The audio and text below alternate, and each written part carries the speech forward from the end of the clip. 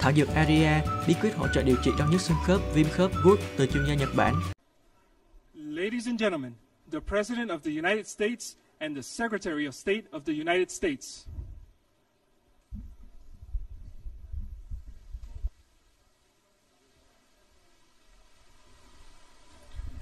Well, thank you very much. I want to begin by thanking the Prime Minister and President of Vietnam.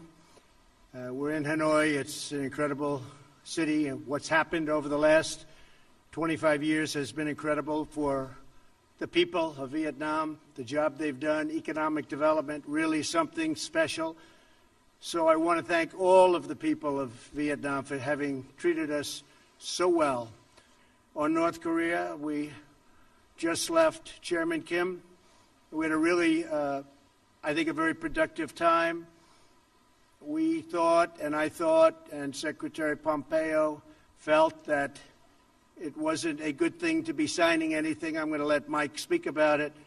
But we literally just left. We spent pretty much all day with Kim-jong-un, who is,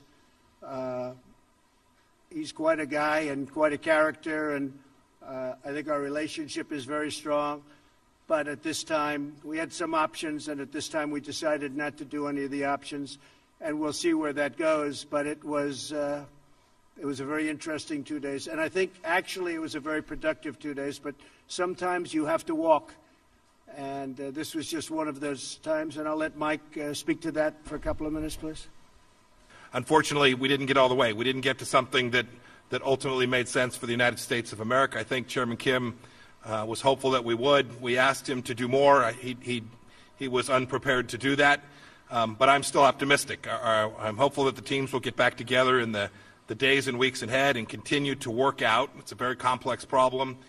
We have said since the beginning that this would take time. Has this process been more difficult than you thought, and was the North Korean demand for lifting of some sanctions the real sticking point here, in that you did not want to do that and they did?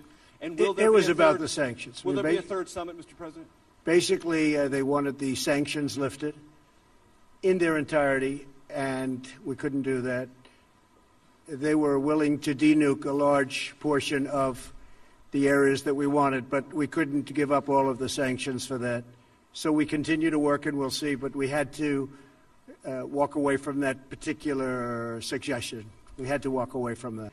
And one of the things, importantly, that Chairman Kim promised me last night is, regardless, he's not going to do testing of rockets and nuclear, not going to do testing. So, you know, I trust him, and I take him at his word. I hope that's true.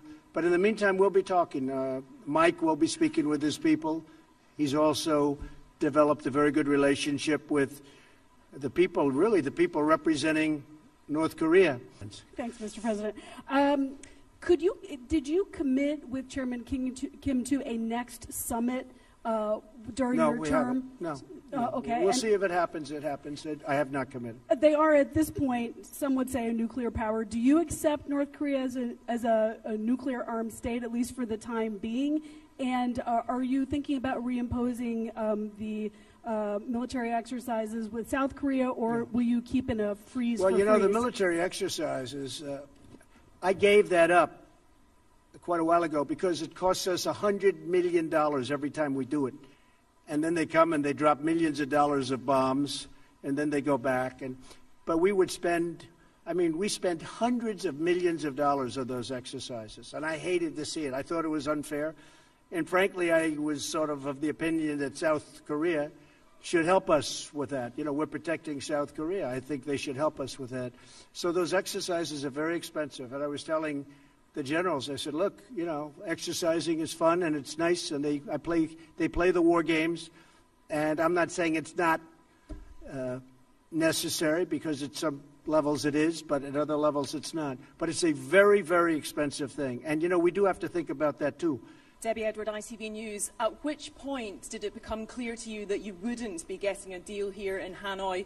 The language from yourself and Kim-jong-un was very positive last night and even this morning, and therefore was it a mistake to come I think here? the language was good all throughout. The language has been good even now, but I don't go by language because we had probably the toughest language in the history of diplomacy, if you call it diplomacy, at the beginning, and yet we became very friendly. I don't believe there was any tougher language ever than that. But again, this was something that should have been handled by other presidents long before me. But Channel A, 동아일보, South Korean media outlet here.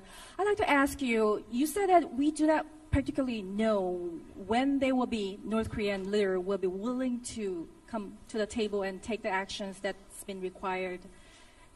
If that's the case, would the U.S. be willing to strengthen the sanctions and perhaps put the pressure on North Korea to move forward? I don't want to comment on that. I can just tell you this, that we have very strong sanctions. I don't want to talk about increasing sanctions. They're strong.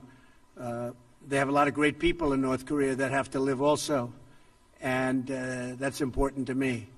And I would say this, my whole attitude changed a lot because I got to know, as you know, Chairman Kim very well, and they have a point of view also. So I don't want to really talk about that. I just think that hopefully for the sake of South Korea, for the sake of Japan, and frankly for the sake of China, I was talking to President Xi, who really is a man that gets the respect of a lot of people. Thảo dược Aria, bí quyết hỗ trợ điều trị đau nhức xương khớp, viêm khớp, gút từ chuyên gia Nhật Bản.